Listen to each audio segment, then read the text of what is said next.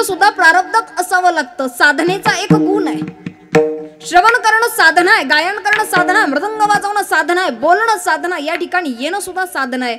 बहुनाम जन्म नामंते, अनेक जन्मांच्या नंतर एक गुण आम्हाला हा साधकाचा प्राप्त होतो. आणि हा एक गुण जरी प्राप्त झाला तरी भगवंत प्राप्ती आहे. पण हा एक गुण येण्याकरता सुद्धा अनेक वेळेचा अवकाश जाईल. काही काही घरी बसून म्हणत असतील, साऊंड सिस्टीम वाल्यांना सांगा भोंग्याचा आवाज वाढवायला, ऐकू येईना झाले. शेकोटी पेटवलेली आहे, धग किती दुरून घेतली म्हणजे लागेल. Concentration is a very important thing. जोपर्यंत तुमचं चित्त स्थिर होत नाही. गीतेमध्ये नुसता धर्म आणि कर्म नाही शिकवलं, गीतेत अंतःकरणाची स्थिरता, संयम शिकवलाय. हिमालयामध्ये जाऊन तपश्चर्या करणारे अनेक असतील. हिमालयात जाऊन तपश्चर्या करणारे, स्वतःच्या शरीराला पीडा देऊन साधना करणारे अनेक आहेत. पण खरा परमार्थ त्यालाच म्हणायचं ज्याला संसारात राहून सुद्धा विरक्त राहता आलं. केवळ तिथं जाणं आणि भजन नामचिंतन करणं अजिबात नाही. संसारात राहून सुद्धा परमार्थ उत्तम आणि योग्य पद्धतीने करता येतो हे दाखवून द्यावं त्या जगद्गुरु तुकोबारायांनी. हे दाखवून द्यावं नाथ बाबांनी. आतापर्यंत कोण्याही संतांनी संसार सोडायला सांगितलेलं नाही. नामचिंतनावरचा विश्वास आणि श्रद्धा, ती दृढता की भगवंता तुझ्या नामचिंतनातली ताकद. प्रसंग नेहमीचा ऐकिवातला पण वाक्य फार गोड आहे. हनुमानजी एकांतामध्ये साधना करतात, नामचिंतन करतात. लोकांतात केलं जातं ते नामचिंतन कदाचित पोटा पाण्याचा विषय ठरेल, पण एकांतात केलं जातं ना ते चिंतन आहे ना आमच्या पुण्याच्या अकाउंटमध्ये भर पडत चालतं. एकांतात बसावं. श्री हनुमानजींनी दगडावरती राम नाम रखडतात नखांनी आणि श्रद्धेनं भक्तीनं कार्य सुरू आहे. रामसेतू बांधणी करता श्रीराम प्रभू डोकावून बघतायत आणि बघितल्यानंतर आता मात्र मनामध्ये विचार आला की मीही रामसेतू बांधणीच्या कार्याकरता मदत करायला हवी. म्हणून दगड उचलला, पाण्यात टाकला, बुडाला. दुसरा दगड उचलला, समुद्राच्या पाण्यात टाकला, बुडाला. तिसराही दगड बुडाला. प्रसंग नेहमीचा ऐकिवातला पण वाक्य फार गोड आहे. विषय सोडून दिला, पाठीमागे फिरावं. मागे फिरल्यानंतर अचानक लक्षात आलं श्री हनुमानजी हात जोडून उभे आहेत. विचारलं केव्हा आलात? हनुमानजी म्हणाले मी पहिल्या दगडाला आलो. बरं पहिल्या दगडाला आलात, मग मला सांगा माझ्या नावाची दगड तरतायत, मग माझ्या हातानं टाकलेला दगड का नाही तरत आहे? हनुमानजींनी इतकं गोड उत्तर दिलं, म्हणे देवा ज्याला देवानच टाकलाय ना त्याला कोणताच भवसागर तारू शकत. ज्याला भगवंतानच टाकून दिलाय. देवा तुमच्या नामचिंतनातली ताकद अमाप आहे, त्याची कल्पना तुम्हाला सुद्धा नाही. या नामचिंतनानं काय काय घडतंय, गाथा सुद्धा पाण्यात तरंगतोय. ताकद फार आहे. कसं असताना काही गोष्टींचं महत्व योग्य वेळी कळत नाही. लोक म्हणतात मग बोलल्यानं काय होतंय, बोलल्यानंच सगळं होतंय. कदाचित अध्यात्मातलं कितपत पटेल शास्त्रात वर्णन येतं. डॉक्टर अब्दुल कलाम त्यांच्या अग्निपंख नावाच्या पुस्तकात लिहून जातात की तुम्हाला जे करायचंय, जे बनायचंय ते रात्री झोपताना बोला.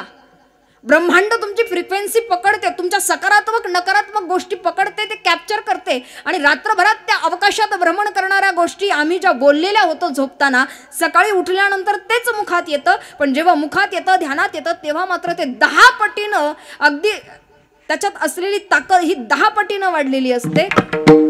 आम्हाला सगळं जमतं, प्रपंच असू द्या नाही तर परमार्थ असू द्या, प्रयत्न केल्याशिवाय काहीच नाही. आमचा विश्वास नाही, भगवंतावरही नाही आणि स्वतःवरही नाही. लोक म्हणतात ताई आम्हाला जमणार नाही. का नाही जमणार? मन ही शंकर है और मन ही भयंकर है.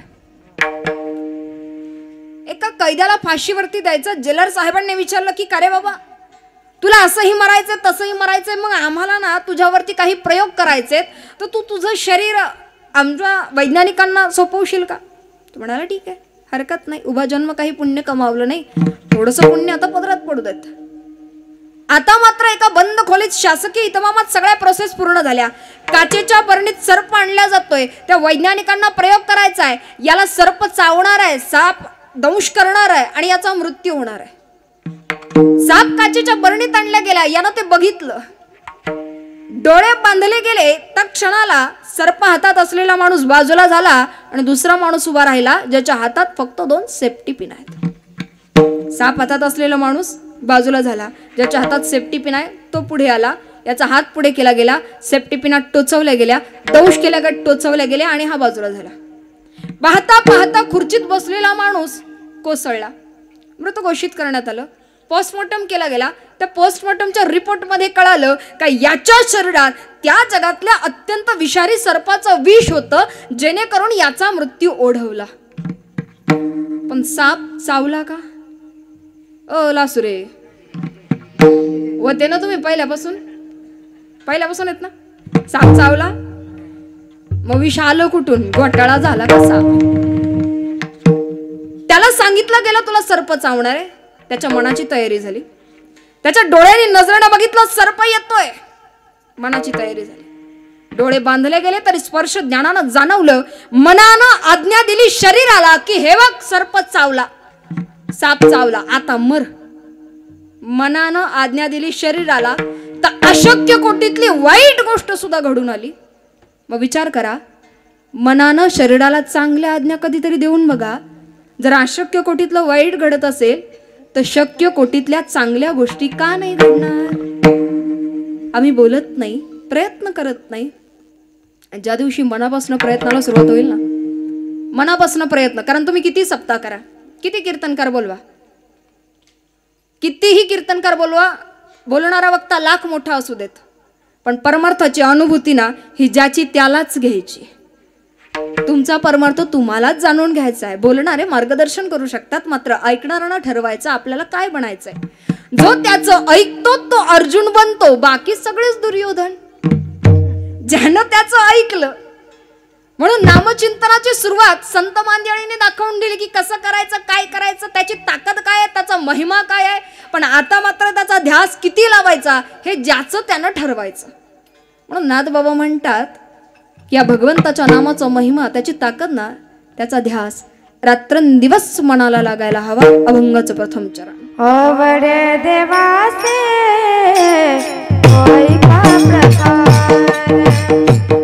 आवडे देवासे होय का प्रकार, आवडे देवासे होय का प्रकार, आवडे देवासे होय का प्रकार.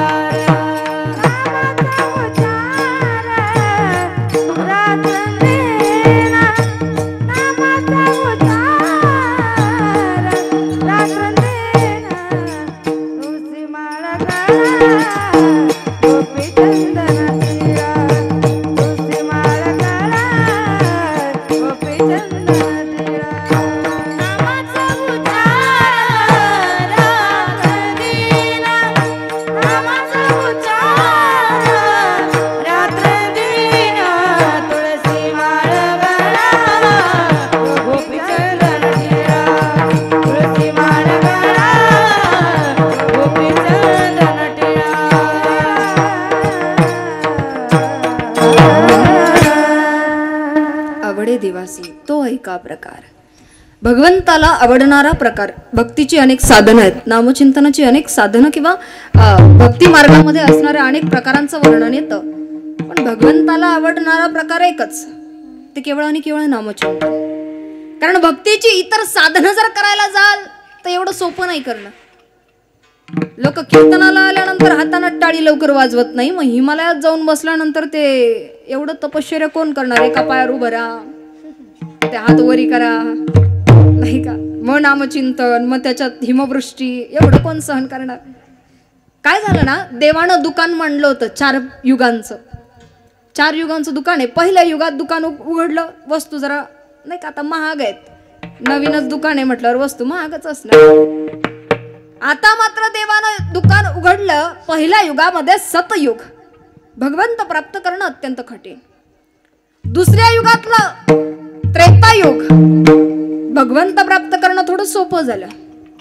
तिसरं युग द्वापार युग, आता भगवंत प्राप्त करणं आणखी थोडं सोपं झालं. आणि आता मात्र कलियुग आहे. देवाला दुकान बंद करायची वेळ झाली. क्लोजिंग टाइम आहे दुकानाचा. कधी प्रलय येईन आणि हे सगळं वाहून येईल सांगता येत. म्हणून देवानं अत्यंत सोपं साधनेचे प्रकार दिलेत. फक्त नामचिंतन आणि दानधर्म. एक वेळेस दान धर्म करायला तरी ना जवळ पैसा लागेल नीतिमत्तेचा. देण्याचं औदार्य लागेल आणि देण्याची परवानगी लागेल. हिला विचारून सांगतो. कधी सांगतो काय माहिती. सप्ताह संपून जातो तरी वर्गणी मागायला घरी जायची वेळ येते. तीनही गोष्टींचा समन्वय असावा, त्याच्याशिवाय नाही. पण नामचिंतन त्याला कशाची गरज आहे? कशाचीच नाही. सत्ता, संपत्ती, पद, पैसा, प्रतिष्ठा. वारकरी संप्रदायामध्ये यावं. आदरणीय आमच्या सुनीताताई आहेत, त्या फारच मागं बसल्यात. पण आत्तापर्यंत आपल्या परिसरामध्ये अनेक ठिकाणी नामसंकीर्तन रूपी सेवेंचं सोहळ्यांचं आयोजन त्यांनी अत्यंत सुंदर रीतीनं केलं. परमार्थ असा आहे ना की माणसाला शिकवून जातो. परमार्थ माणसाला नामचिंतनाची ताकद समजावून सांगतो. परमार्थ माणसाला सांगतं की जेव्हा तुम्ही समाजात जगता तो समाज किती कामाचा आहे, ज्याच्याकरता भगवंताकरता जे काही करताना तो किती आमच्या कामी येईल किंवा तो किती आमचं जीवन सार्थक लावेल, हे त्या क्षणाला जाणवतं. केव्हा? तुम्ही श्रीमंत झालाच पाहिजे, तुमच्याकडं अमाप पैसा आलाच पाहिजे, तुमच्याकडं प्रसिद्धी आलीच पाहिजे, तुमच्याकडं सगळं काही असलं पाहिजे. कशा करता? की तेव्हा तुम्हाला कळेल की ह्याच्यात तर काहीच नव्हतं, ह्याच्यात काहीच नव्हतं. हे कळण्याकरता सुद्धा त्या गोष्टीनं असणं गरजेचं आहे. ज्याच्याकडं काहीच नाही त्याला अभाव नडतो, ज्याच्याकडं थोडंसं आलं त्याला भाव नडतो, आणि ज्याच्याकडं सगळंच आहे त्याला स्वभाव नडतो. काहीतरी आयुष्यात कमतरता असलीच पाहिजे, नाही तर जगण्याची गंमत आणि देवाची किंमत राहायची. सगळंच माणसाला मिळत गेलं ना की त्याचं मोल वाटत नाही. माणसाच्या हाताशी सगळ्या गोष्टी आहे, पण भगवंताचं भजन नामचिंतन करायचं म्हटलं की कंटाळा येतो. कीर्तनाला आलं की काही जण निद्रेत जातात, काहींना चिंतन ऐकायला गोड वाटत नाही, काही तर विचार करतात चला गाड्या लय दिवसात डायलॉग नाही ऐकलेत. कोण कधी कुठं. बरेच माणसं, वेगवेगळ्या प्रकारची माणसं भेटतात. आता कसं आहे, भाग बदलतो, माणसं बदलतात, जाती धर्म पंथ संप्रदाय कोस कोस पे बदले नाही का. पाणी बदलते, पाणी बदलतं. पूर्वी कर्नाटकला कीर्तनाला गेलं का त्या लोकांची भाषा काय उमगायची नाही. ते बेळगाव, चिक्कोडी, आप्पाची वाडी तिकडे गेलं ती लोक विचारायची बाई उठ्ठ माडीने, काहीच कळत नव्हतं. आता गेलं का जरा सवय झाली. गेलं का आम्ही साधी म्हणतो का दादा माडी ना उठा. अलीकडे आलात लगेच भाषेचा टोन बदलतो. कोल्हापूर, काय महाराज कवा आलता, कसं हायसा, जाताय ना वा शिस्तीत जावा. किंवा आदमापूर, श्री संत बाळूमामा देवस्थान ट्रस्ट आदमापूर. बाळूमामांचं सांग नाही, करशिला सेवा तर खाशीला मेवा. जो म्हणाल हाय त्याला मी हाय, आणि जो म्हणाल नाही त्याला मी नाही. आदमापुरासनी नाही येतो आलो गड्या येऊ नगासा, पण माझ्या मेंढी माऊलीच्या पालखी तळावर या सेवा करा, उभ्या जलंभर कवा काही कमी पडायचं नाही. हे तिथं. अलीकडे आलात सातारा, सांगली, सोलापूर मा चालतंय की, बोलतय की, काय लखा काय म्हणतो. अलीकडे आलात कापूर होळ पुणे, कापूर होळापासून पुढे पुणे, तेथे काय उणे. व्याकरणासहित शुद्ध. मग व्याकरणासहित शुद्ध काय महाराज केव्हा आलात, असे आहात, चहा घेणार आहे का, घेतलाच पाहिजे असं की. अलीकडे आलात हायवेनं तसंच पुढे या गारगाव पट्टा आळे फाटा. मग आमचं संगमनेरला आलात, संगमनेरला आलात ना आमच्या, आम्हाला समोरच्यांना सांगावं लागतं की दादा आम्ही भांडत नाही, आम्ही नॉर्मल बोलतोय. नगरी पूर्ण नगरी नाही आमची, जरा पहाडी आहे, आमची जरा पहाडी आहे. कमून आले, काल आले, आणि कुणक गेले, संगमनेरी. अलीकडे तसंच हायवेने पुढे या नाशिक, नाशिक स्मार्ट सिटी, पट्टा शुद्धच आहे. खाली मुंबईकडे जाऊ नका, लय मिसरे. मैं पाणी भरने को गया था पर मेरे को पाणी मिळायच नाही. नाही तर मग ते आगरी, कोकणी, मालवणी तुका सांगतो वांगडा राहूचा हाता याचा नाही, नाही तर माझ्या घोवाक सांगताला. हे तत तसंच खाली आलात हायवेनं आपल्या धुळ धुळ धुळ.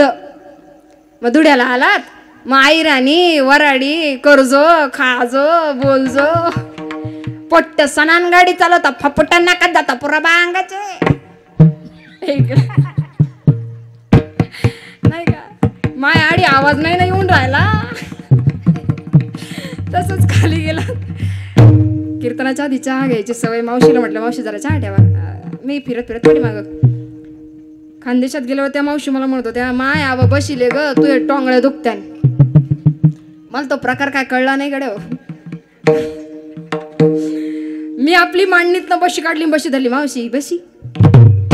ते म्हणले माय आगे तशी बशी नाही गे तू खालती बशीले तुझे टोंगळ्या दुखत्यान.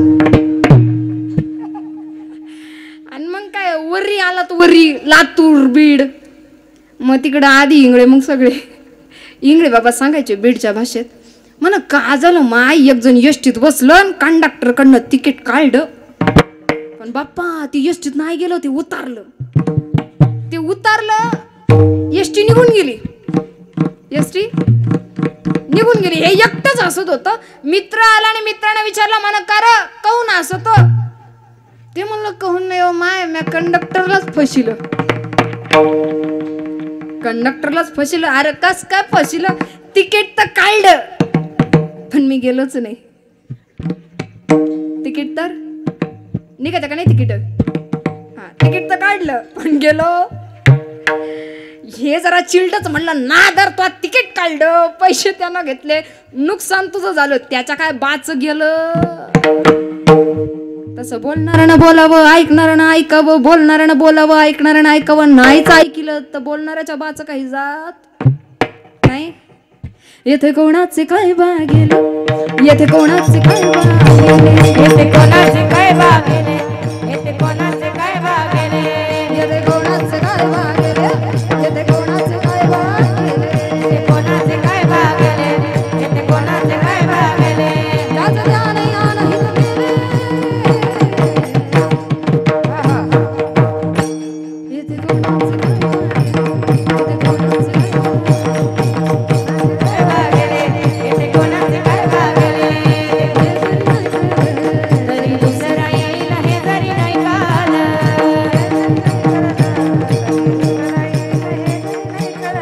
हा सरते शेवटी बा काळ बांधून नेईल सरते शेवटी बा काळ बांधून नेईल हा एका जनार्दनी आमची काय बाजा येईल आमचे काय बाजा येईल. पिंगळा पिंगळा पिंगळा पिंगळा पिंगळा महाद्वारी बोली बोलत देखा पिंगळा महाद्वारी पिंगळा महाद्वारी बोली बोलत देखा पिंगळा महाद्वारी बोलत देखा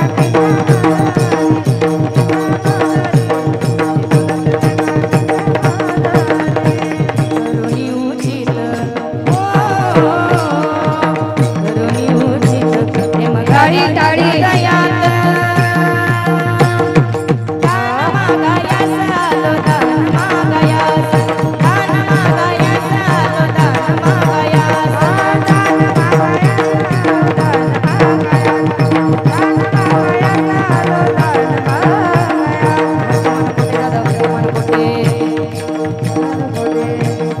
लटिकेनं बोलो आम्ही वर्तमान कोटे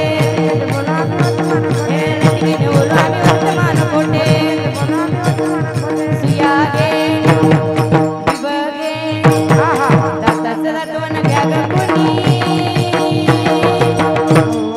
कुंकू घ्या कोणी काळमणी कुंकू घ्या कोणी काळमणी कुंकू घ्या कोणी काळमणी कुंकू घ्या कोणी काळमणी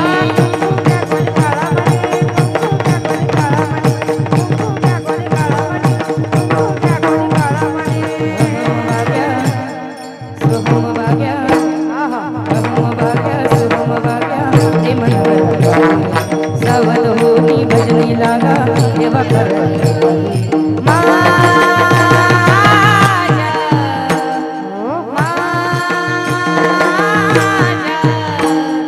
मल्हारीची वारी मल्हारीची वारी मल्हारीची वारी मल्हारीची वारी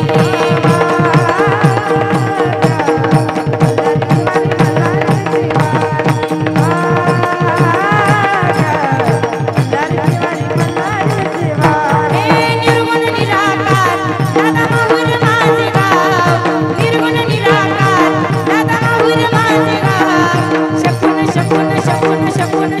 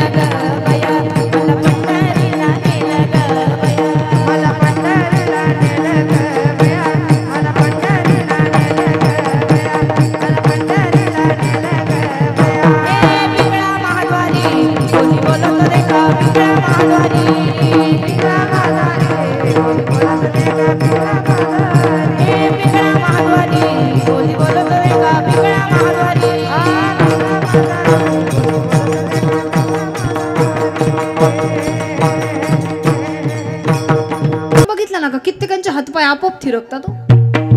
डीजेवर नाचणारा नृत्यांगना बघून कित्येकांचे हातपाय आपोआप थिरकतील, पण कीर्तनातला टाळ आणि मृदुंग ऐकून ज्याचे हातपाय थिरकले त्यानंच समजायचं आपला जन्म धन्य. कोणीतरी यावं, कोणीतरी सांगावं, कोणीतरी शिकवावं. का कशा करता? आयुष्य प्रत्येकाचा अनमोल आहे. सांगणारे थकलेत आणि ऐकणारे थकलेत. भरमार्थाची मुहूर्तमेढ रोवणारे गेली 750 वर्षांपासून अनेक कालखंडापासून सुरू असणारी ही पद्धत. कीर्तन हे निव्वळ प्रथा म्हणून नसावं. कधी कधी काय होतं ना, समोरच्याला जास्त सुधरवण्याच्या भानगडीत पडू नये असं म्हणतात. सायकोलॉजी सांगते माणसाला जास्त सुधरवायला गेला तर ती माणसं तुमचे शत्रू बनतील. हे जरी नाही कळालं उद्या,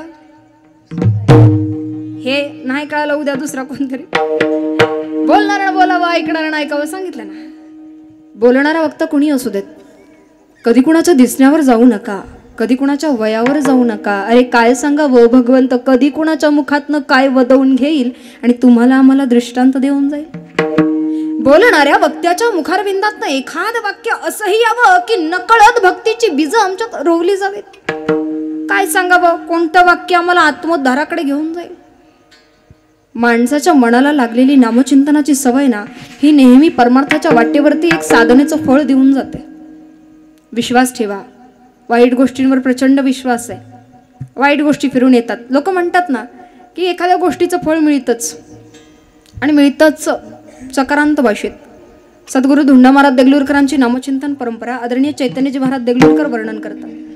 वाक्यप्रमाण नेहमीच फक्त चकारांत व्याकरण दृष्ट्या भाषा जोडली का केलेलंच कर्मच भोगावच लागतच. चकारांत का? कारण अटळ आहे, अंतिमही आकार.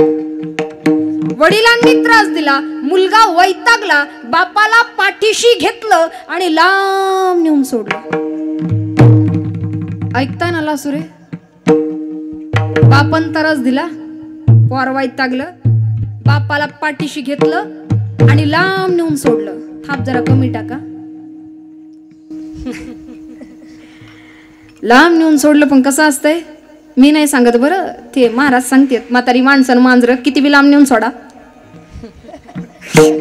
आपण घरी यायच्या आत ते घरी. हा जर बापाला दारात बघितलं पोरग विचारत कवा आले ते म्हणतो याच आधी. परत पाठीशी घेतलं, काशीला आणलं, गंगेच्या किनारी आणलं. आता बाप्पाने ओळखलं मला कशा करता आणलं मलाही माहिती. मला तो असंग राहायचं नाही बाबा, पण यक्कर इथं काही ढकलू नको, थोडं पुढे ने. मुलगा म्हणाला बाबा पाणी इथे पण आहे, पाणी पुढे पण आहे, आता मरायचंच ठरले तर इथेच जा. इथे तिथे कशा करता आहे बाबा, तुझ्या पाया पडतो, पण इथं काही ढकलू. कारण काही वर्षांपूर्वी माझ्या बापाला मी सुद्धा इथंच ढकलला. काही वर्षांपूर्वी माझ्या बापाला मी पण इथंच ढकलला होता. केलेलंच कर्मच भोगावच. केले कर्म झाले त्याची भोग आले, केले कर्म झाले त्याची भोग आले, केले कर्म झाले त्याची भोग आले, केले कर्म झाले त्याची भोग आले. उपजले मेले ऐसे किती, उपजले मेले ऐसे किती. हरी मुखी गाता हरपाली जिरता, हरी मुखी गाता हरपाली जिरता, गाता हरपाली जिरता, हरी मुखी गाता हरपाली जिरता. केले कर्म झाले त्याची भोग आले. कसं असतं, काही गोष्टी नेहमी कानावर पडत राहिल्या ना आता ढिसाळ वाटायला लागतात. एवढं मोल नाही वाटत. पाप काय पुण्य काय, कानावर पडणाऱ्या सततच्या या गोष्टी कर्म कर्म कर्म म्हणायला म्हणतो. पण एक सांगू का, तुला तुझ्या कर्माचं फळ नक्की मिळेल हे मला जर कोणी म्हणावं ना तर ते फक्त आणि फक्त आशीर्वादासाठीच असावं. वाईट गोष्टींवर विश्वास आहे की वाईट गोष्टी फिरून परत येतातच. मग विश्वास ठेवा, जर वाईट गोष्टी फिरून परत येत असतील तर चांगल्या गोष्टी सुद्धा परत फिरून येतातच. कदाचित उशीर होईल पण विजय नेहमी सत्याचाच होतो.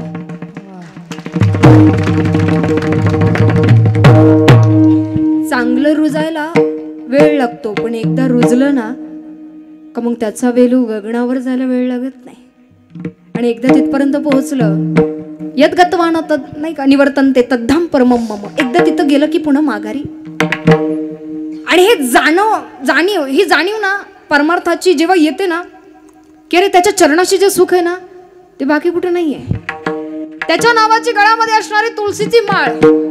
बराच लोक विचारतात ताई मग ते सोयर सुतक पडलं का माळी पण बदलायच्या का. हातातल्या बांगड्या बदलीत येत, गळ्यातल्या पोथींच्या नाही का धागेदोरे बदलत येत, मग ते माळ पण बदलायची का, माळ काढायची का. शरीरातनं प्राण गेला तरी चालेल पण गळ्यातली माळ कधी काढू नये. तुटली तर बदलावी लगेच पण माळ कधी काढू नये आपल्या हातानं. या माळीचं पावित्र्य एवढे जे स्वतः मला शुद्ध करते तिला तुम्ही शुद्ध करणारे कोण. मस्तकावरती असणारा गोपीचंदन टिळा त्याच्या नावचं कुंकू आम्ही कपाळावरती लिहिलेलं आहे. मीराबाईनं फार सुंदर एक प्रमाण गातात की कसं आहे ना या जगामध्ये कुणाला जर मी वरलं ना तर कधी ना कधीतरी त्याचा मृत्यू होणार आहे, त्या व्यक्तीचा मृत्यू होणार आहे आणि मला वैधव्य येणार आहे, मला वैधव्य येणार आहे. परंतु मी ज्याला वरले ना त्यानं आचंद्र सूर्य निर्माण केलेले आहेत, वैधव्य येण्याची गोष्टच येत नाही. मी त्याला वरलंय, त्याच्या नावाचं कुंकू माझ्या मस्तकावरती धारण केलंय आणि फार प्रेम आहे त्याचं आपल्यावर.